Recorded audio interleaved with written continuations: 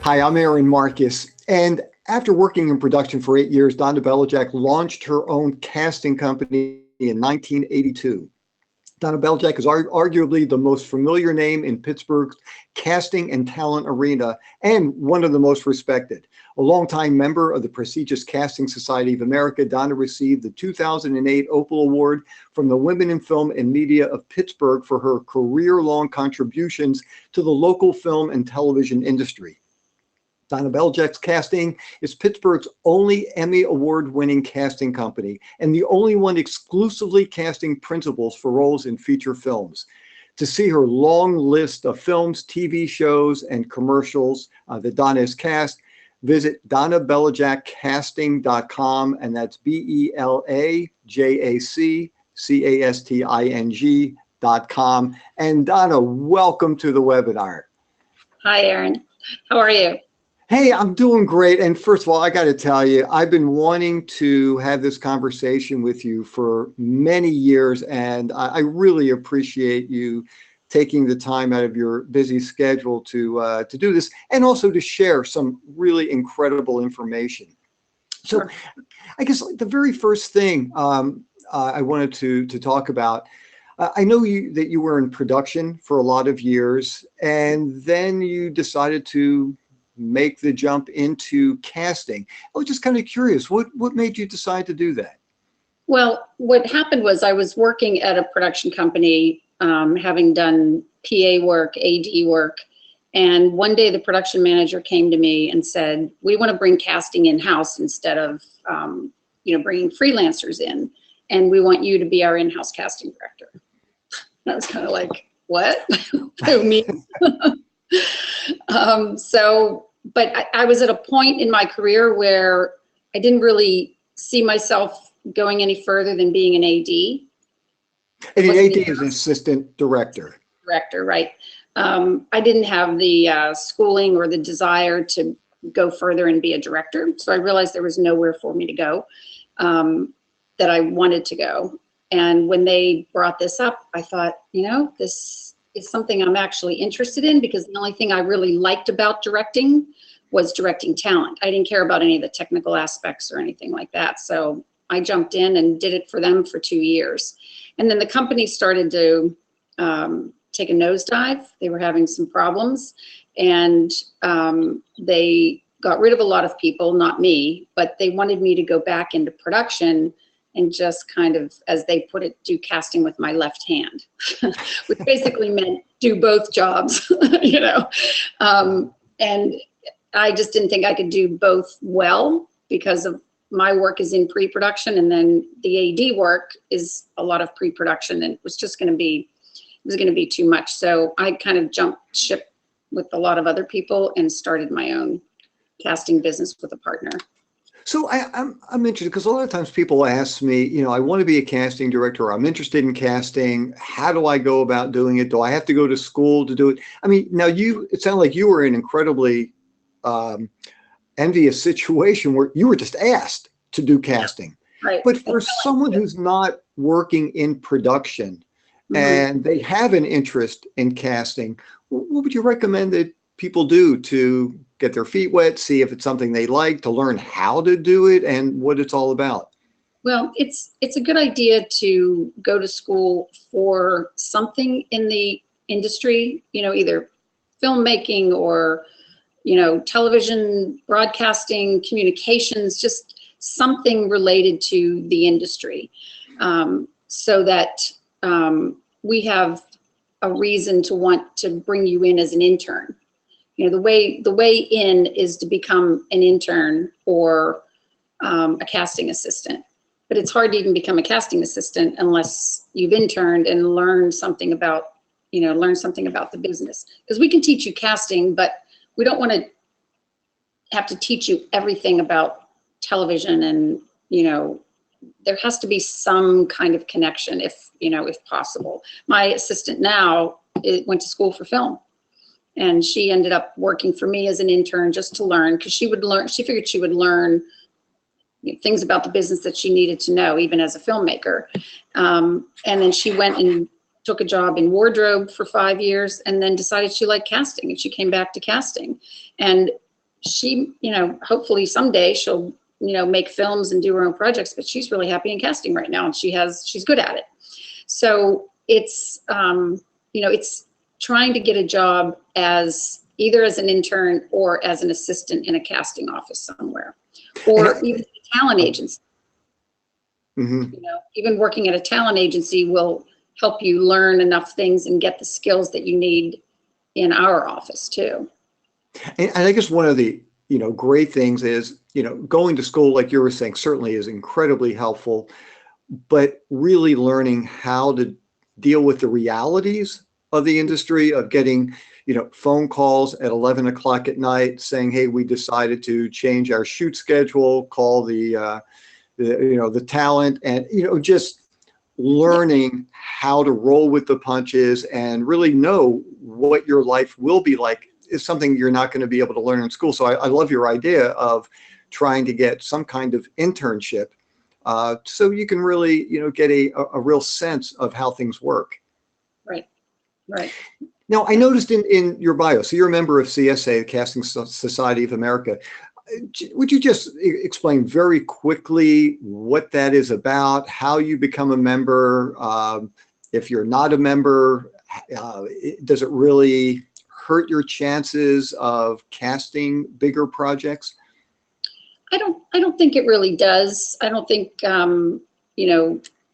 producers, I think maybe at one time there was that thing that if you were CSA, you might have a better chance of being found because of the CSA's directory and website and all of that. I mean, there are plenty of, good casting directors who aren't CSA, but the vast majority of us are. It's a credibility thing, and it's an organization that tries to promote awareness of what casting directors do, and it's a way for us to support each other too. And how do you become a member? You have to have been casting principal roles, either as a location casting director or in the big markets as the main casting director for 2 years.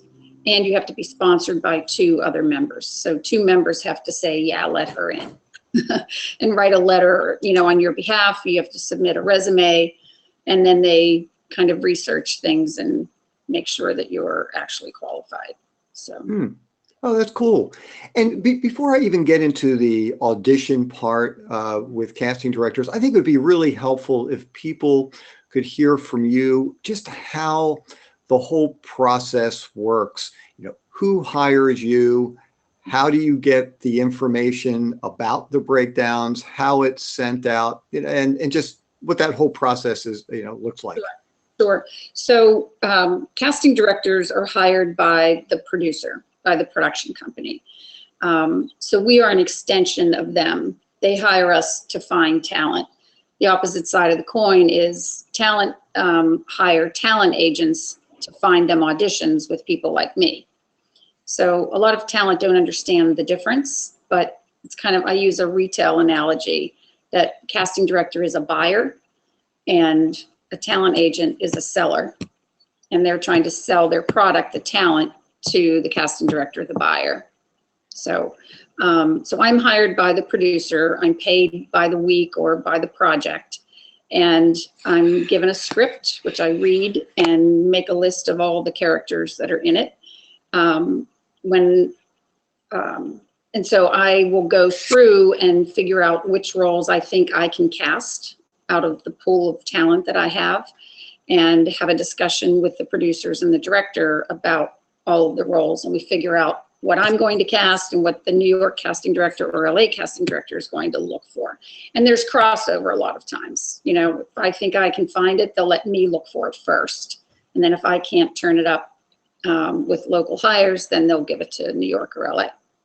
So I put together a breakdown of all those characters, get descriptions written. Sometimes I write them depending on how big the project is, and other times I hire a service to read the script and write the descriptions. and we put that breakdown out on whatever service, we're using, depends on what the role is. Sometimes I'll put things, I always put it out on Now Casting, regionally, but some roles that are harder that I know I'm not going to find regionally are in my, pool of agents that I work with. I'll put it out on Breakdown Services regionally also, because I'll reach other agents that, aren't my usual suspects. And then I receive submissions from agents for each of those roles. And I also go through my own files. I've been doing this so long, I still have paper files and I like them.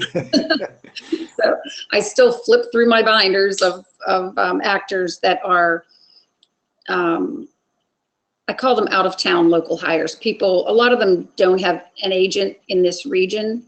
They moved to LA. They used to live in Pittsburgh. They moved to LA and they have an agent out there, but those agents aren't submitting to me. So I will forget about those actors if I don't go through my pictures. So I make my own lists. I make lists from my own files, and then I go through the agent submissions and pick the people that I think are worth auditioning. And then we set up, we go to those agents and say, we want to see your person. And we set up those auditions via email with the talent and the agents. Now, when you're sending out those breakdowns, and I realize it's going to vary, from part to part, but Right. I mean, would it be unusual for you to get get 50, 100 submissions for a specific role, if it's not, so unique that, most people aren't going to do it, but like, I'm just trying to get like a gauge as to how many headshots you might actually get for a role. Well, I have on Now Casting, I have probably 20 agents who regularly submit, and those agents will submit anywhere from a dozen to over 100 people. Oh my God. Yeah. The ones who send me 92 people, I want to smack, but so I'll get, I'll easily get 600 or 700. Well, it's so hard to say because it depends on how many roles, but yeah. Sure. So do the math, 20 agents sending me, an average of 40. So, wow. Yeah. So it's and then hundreds. if I do it on breakdowns, it's not unusual. Which is Actors Access on our end. Access Breakdowns Express. I can put 3 rolls up there and get 1,500 to 2,000. So I've got to ask, because we're on the other end of it. We're the ones who are either having our agent submit or submitting directly. When you are getting inundated with 500, 800, 1,000, 1,500 JPEGs of headshots, do you literally just sit there and just skim them really quickly, and if one jumps out at you, you go, okay, yeah, let's take a look at this one? Yeah, it depends on how busy I am and how many roles there are and how much time I have to do it.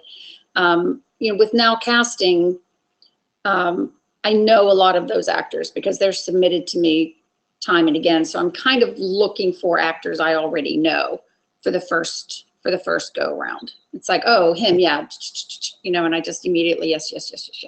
And if I don't feel like I have enough good actors coming in for that role, then I'll go back through and look at people who aren't familiar to me and look at their resumes and, weed through them and try to find other people.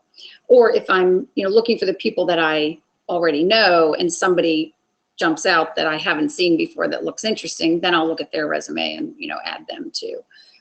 With the breakdown stuff, a lot of those agents are New York, Chicago, people I've never seen before. So with those, I just go through and look at faces and I'm like, is this face right? And so many of them are wrong, like not even close to what I, asked for. So in a way that's, not that bad because it's easy to just go through and I only open the resumes of the people who are, right on the money. And so I guess that's an incredible lesson for actors who sometimes think, you know what, I know they're saying they want a, 25-year-old, but, I'm 50, but, but I think I could play this thing. Yeah. So it sounds like then it could be damaging to your career if you are, consistently submitting yourself for roles that aren't right for you. Because I assume at some point, you, the casting director, you're going to start getting a little upset with that person, Mhm. and perhaps not call them in at some point in the future just because they've left a bad taste in your mouth.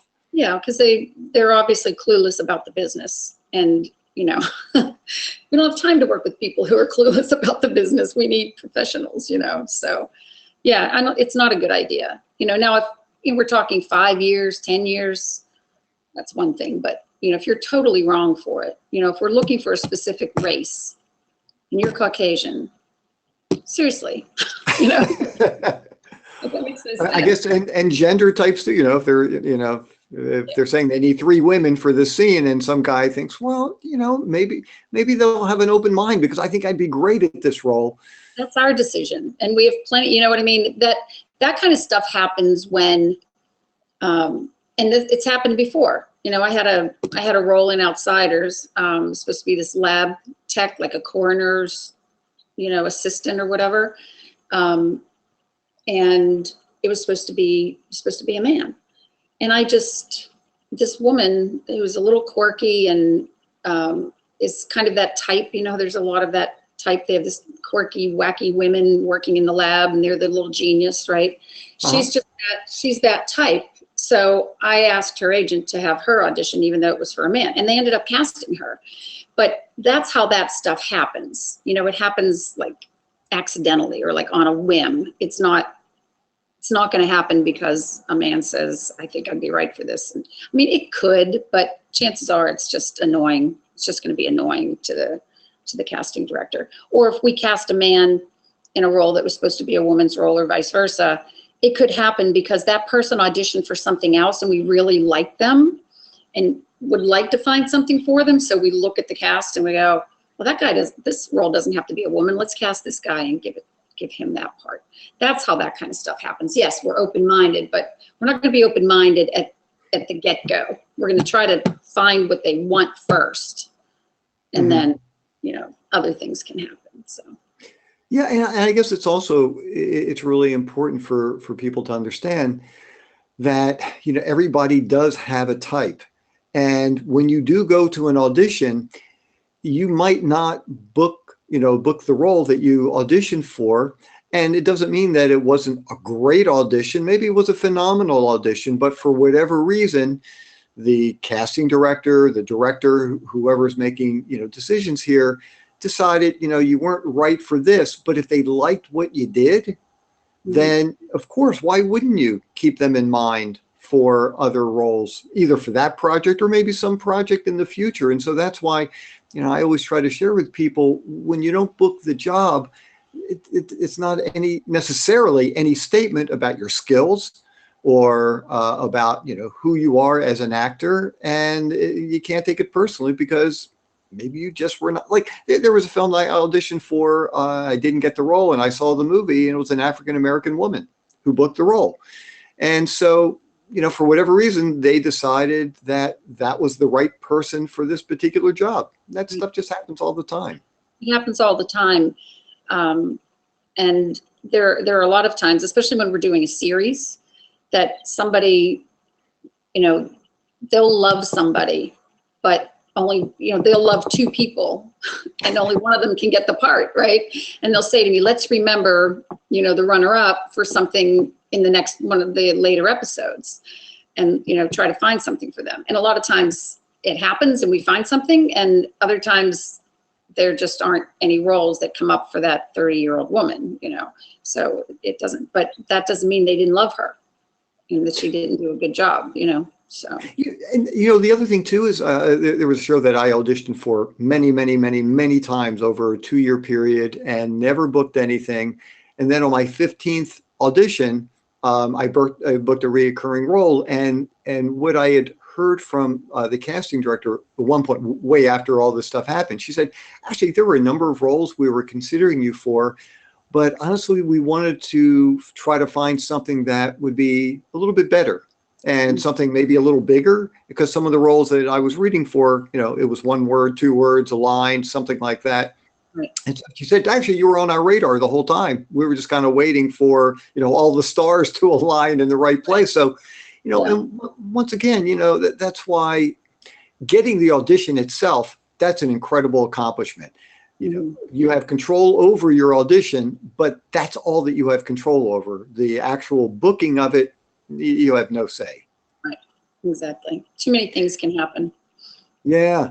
I'm curious. So when people do come in and read for you, and by the way, just for full disclosure, I've read for you before, actually booked West Wing with you. And I just got to let people know, if you ever get an opportunity to audition for Donna, it is a great experience. She will make your audition better. And there have been times where I've had the option to do the audition online. And even though it's about a 5-hour hike for me, I would much prefer driving in and doing the audition, because I know that you're going to make my audition better. And you're just incredibly nice in the casting settings, and you're also incredibly sharp, and you know what the director is looking for, and you can always you help guide the actor during the audition and give some details that we wouldn't know if we were just auditioning on our own at home. But so I did want to ask, though, typically when people are coming in for an audition, do you expect the entire sides to be memorized for the first audition, or are you okay with people being very familiar with it, but having the sides to refer to if needed? I prefer for you to have it memorized, but keep it there in case nerves get the better of you and you need to look at it. There's no crime in glancing down to help you remember, but the best auditions are the ones where you are completely off book, because I really think that you can't really be in the moment and in the scene if you're searching for the words. I just don't think you've performed the scene adequately. Mm-hmm. And as far as, because you mentioned a really important word for actors when you're saying the nerves get the better of you. Right. So when somebody comes in and you can just tell, I mean, look, you can smell that nervousness a mile away. Even if the person is kind of holding on to it pretty, tightly to their chest. But what do you typically try to do to unnerve somebody who you think, either you've seen them before, or you think, what, I have a feeling there's some real talent here. Do you have any suggestions for the actor, or are there some techniques that you use to help, calm people down? Well, first I make sure that they have the lines. A lot of people are nervous because they don't have the scene prepared. And if that's the case, I usually suggest that they come back another time. Whether it's, an hour later after sitting in their car and, working on it some more, or the next day or whatever. I would rather they come back and have the time than to do a crappy audition right then, because they're not ready. If they're just nervous because, whatever, they had a crazy day or whatever, I just try to give them some time to chill out and just talk to them a little bit, have them rehearse it, let them rehearse it a few times, so it's not just, wham, bam, come in, do it, get out of here. Because I think that helps people if they get to rehearse. And, I have a lot of respect and compassion for people who take the time to come in, because it's easy to just tape yourself at home. And it's better for me when people come in, because I can direct them if they make a choice that isn't going to fly, or they don't understand the background of the scene, because they're not there to find out, they're not in the room with me. So people, especially people who drive in from a distance, but even local people, because it's a pain sometimes to get to an audition if you have kids and a job and parking and all that kind of stuff. So so if you come prepared and you're just having trouble, I'm not going to just give you one or two tries and get you out of there. I'm gonna let you work on it and just try to talk to you about it and help. Yeah. And any thoughts at all? I'm sure you do have thoughts, but what would you say to people about props, wardrobe, that sometimes people bring in and wear for an audition? Yeah. What would you like to say about that? Depends on the project. For commercials, wardrobe, props, almost expected, pretty much expected that you dress the part. If you have even something costumey, if you're playing a doctor, a lab coat, if you're playing a nurse, scrubs, that kind of stuff. And props can really help too if you're doing a shopping scene or whatever, and you have a shopping bag and all that. That's great for commercials. It's the exact opposite for film and television. And that's what I do mostly. So no props except something that you might have on your body, a wallet, a pen, a phone. That's about it. As far as costumes or wardrobe, if you're playing a cop, I don't want you to come in a police. Even if you have one, wear a blue shirt and a navy blue tie, something that just suggests your character. If you're a nurse, wear a light blue blouse or a white blouse or something like that, that suggests the color that, a nurse might wear, that kind of thing. No glasses, no hats, Uh-huh. no tank tops. Hey, and I'm curious, I don't know if you've ever, I should take it back. I'm sure you've run into this. Two people come into your office to read, they're reading with each other, and either one person has never done film and TV, only theater. The other person is a more experienced, film and TV person, and one person's just like screaming the lines and hitting the back row, and everything is big. And the other actor's kind of dying in there because he knows that this audition just isn't going to be all that great. Have you ever had an actor, after the theater person walks out of the cast, out of your room, and the other person walks over to you and says, "Hey, could I possibly read with somebody else?" Or, was that something that you would find offensive, or would you just automatically say, "Hey, would you mind sticking around? I'd like to have you read." Or were you able to see what the person was able to do, even though the partner wasn't, really helpful? Yeah, I've done that. I've actually grabbed somebody and said, "Stay here. I'm going to have you do that again because that other person just ruined the audition." This would only be in a commercial situation because we don't generally read people together for film and television unless it's a really weird scene and it's the only way to make it work. But yeah, I wouldn't have a problem if someone said that to me, and I would probably pick up on it anyway, and suggest it. And I would never hold that against anyone because your audition shouldn't be ruined because somebody else didn't know what they were doing. And speaking about changing your read, so when the actor comes in and they have something planned out, they know, what they want to do with this character, and the reader, who, sometimes you think, does the reader really have the kind of information that you, the casting director, has, or is the reader trying to maybe get some attention from you, but all of a sudden the reader is taking you in a different direction than you were planning on going? So then the question that comes into your mind is, well, do I follow the reader? Maybe the reader really knows, or do I stick with my intuition? And it's going to look like I'm not really paying attention to the other person very much. So what do you suggest somebody do in that kind of situation? I would say ask a question and just say, this isn't the way I thought this scene was going. Is there something I need to know or whatever? So you would be okay if they just stopped it and said, "Hey, I just wanted to ask," and then just stop things right in the middle of the audition to ask the question? Yeah, I personally wouldn't have a problem with that because I want your audition to be good. I don't want to waste an audition, So, but it'll never happen with me because I read because I don't trust anybody else to read. So we're definitely going to follow you in that kind of situation. Yeah.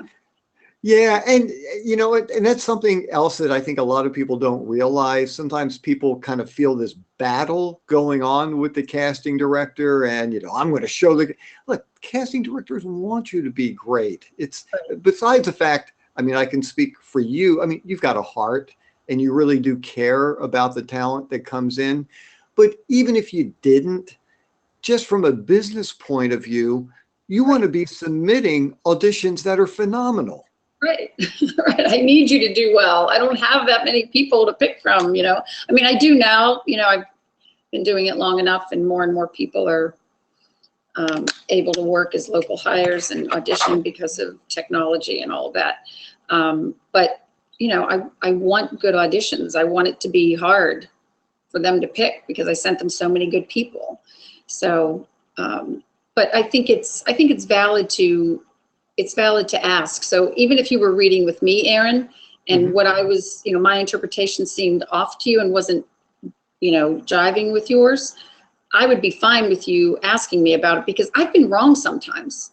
You know, you know, I have a lot of roles to be thinking about, and sometimes the actors even read the stage directions more thoroughly than I do and know more about the scene than I do, especially if I haven't read it. If this was the first time I'm reading it, you may know more about it than I do in certain instances. So yeah, or maybe they're just bringing a very different take to it that you really didn't think of, and you might go, you know what, that's a lot different than what I was thinking of, but yeah, let's play with it. Let's see what happens.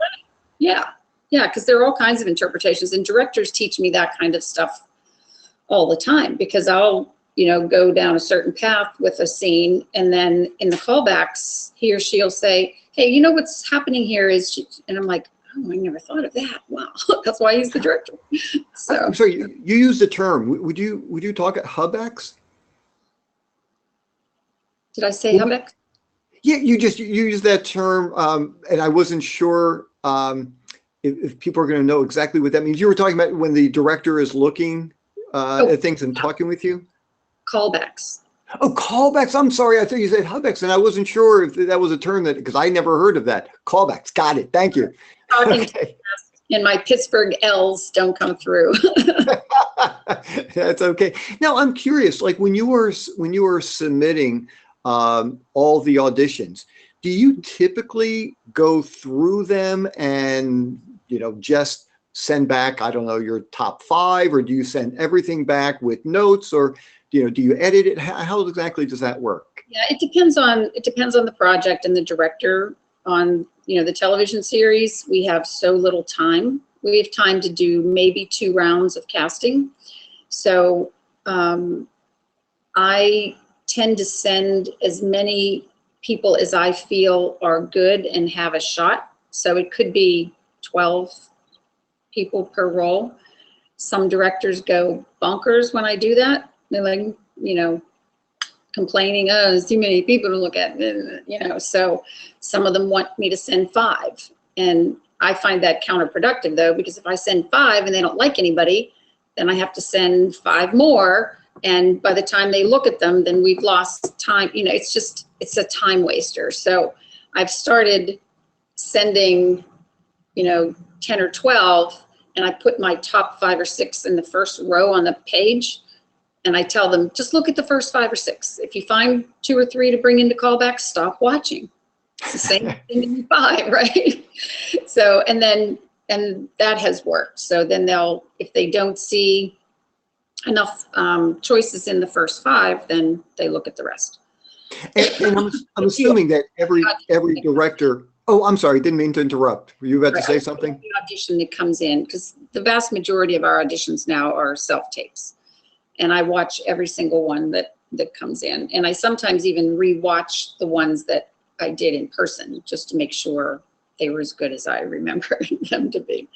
So. And do you find that the directors typically take your suggestions, like out of the top 5 or top 6, and go with somebody from that group, or is it just an individualized kind of thing? Every director is so completely different, it's hard to tell. I find on television series, and maybe it's because it's a fast pace, and a television show, because there's so many episodes, it's not as lasting a product as a film. Films kind of have this thing about them that directors are even more particular about each and every character. They have 8 weeks to cast it and find people. We have 2 or 3 weeks on a series. Plus, the director is, it's not his or her show. It's not their product, their lifeblood, the way a film is for a director. So they're going with who they think is good. They then suggest those 2 or 3 people to the executive producers who do have that kind of artistic vision, and it's their baby and they want it to be a certain way, but they don't have time to weed through all these things, so they give it to the director to do, and then they can usually find someone from the director's suggestions. And if they don't like them, then we go back to the drawing board, and that happens sometimes too. Because every if you have, on a series, you can have 13 different directors for 13 episodes. So there's no, continuity, except for who the executive producers pick. So. Yeah, and that's why, like for actors, if you are fortunate enough to book anything on, whether it's a TV show or a film, there are so many people who have to say yes that it is an amazing accomplishment. And it's very difficult, because you could, easily have 3, 4, 5 people who all have to say yes, for this person to get booked. So there are a lot of people who could be blocking your way or saying, yeah, love to have this person. But when you were talking before just about questions and things like that, are there any specific questions that you can think of that you think should be asked to a casting director when you're first walking in, or maybe some questions you never should, certainly asking the casting director, so, how do you want me to do this? That would not be a good question. That's not a good question. That is not a good question. For a casting director. But I mean, I always think of, if it's let's say a film, so it's not like I can go back and watch other episodes. I have no idea who some of these characters are, because it might not be described in the sides themselves. Mm-hmm. So I know, like, one of the questions I typically would ask is, what's my relationship with this other actor who I'm reading with? Because I have no idea. Are there some other questions that you can think of that might be really helpful for an actor to ask? I can't think of any general things, except to say, if you don't understand something in the scene, if you don't know what's going on in the scene, then you should ask me. And I have no problem giving you backstory. There are a lot of scenes that you need to know a bunch of other stuff, but we can't send you the whole script. So if unless you feel completely confident that you understand exactly what's going on, then you should ask a question. Yeah, I think that's a great one. Or even, I mean, how would you feel if somebody asked, if this is a film, or even a TV show, do you know what page this is on? Just so they might have a better concept of what could be happening at that time in the project. Because, if it's an hour TV show and you're on page 50, well, there's probably a pretty good chance, things are wrapping up. Yeah. As opposed to at the very beginning. Is that something that you've been asked, or would you be okay with that? Yeah, I've never been asked that, but yeah, that's not a problem. And our sides, unless it's Mindhunter, our sides always have the page numbers, so you would know the page or the scene number. You would know that. But yeah, I wouldn't have a problem with that. Any question you have that will help you, the question you mentioned about how do you want me to do this, that's like insane. But any question you have, makes me realize you've thought this through and you're prepared. So I'm impressed by a question. I'm not, I'll never judge you or think it's a bad thing. The only question that I can't stand Yeah. is when an actor, especially in a callback with the client there, when they ask when the show shoots. Because guess what? You shouldn't be here unless you know when it shoots. And we fill ourselves to make sure everybody's available. So, how did you answer that question that we asked you about your availability if you didn't know when this, so that's the one question you should never ask me. That sounds like a good one. And I assume that there might be, some other pet peeves, and I don't know if it's you personally, but I've learned the hard way, like walking in and, if you don't know the people, not necessarily shaking people's hands. And, when people are asking you, hey, so, how are you? It doesn't make any difference. You're great. People don't want to hear sob stories. People don't want to hear traffic was horrible. You couldn't find a parking place. You got a speeding ticket getting here. You're exhausted. Things like that. I mean, basically, you want to make this a nice environment. I'm sorry, what was that? I'm sorry, I interrupted you. Give us the positive answer. Be great. Yeah. Be up. We want to like you because we have to work with you. So, yeah. So listen, I know I've got to wind things up here. First of all, I just wanted to thank you so much. I guess the very last question I have is that for people who perhaps don't have an agent, how would you feel if somebody sent you a hard copy of a headshot and resume, short little cover letter, just saying, hey, please keep me in mind for future projects? Is that something that would be helpful, something you would accept? And sure, I get them all the time. I like getting them. The one thing you have to put on there is in the letter is that you want to work in Pittsburgh and can work in Pittsburgh as a local hire for whatever reason. Just because of SAG and all of those kinds of things. So. Right. And also, if you're living in Miami, then you're probably not going to try to bring the person in to read for, a two-sentence. Yeah, for a two-sentence thing. So, okay, but that's really helpful for people to know, especially if they don't have an agent.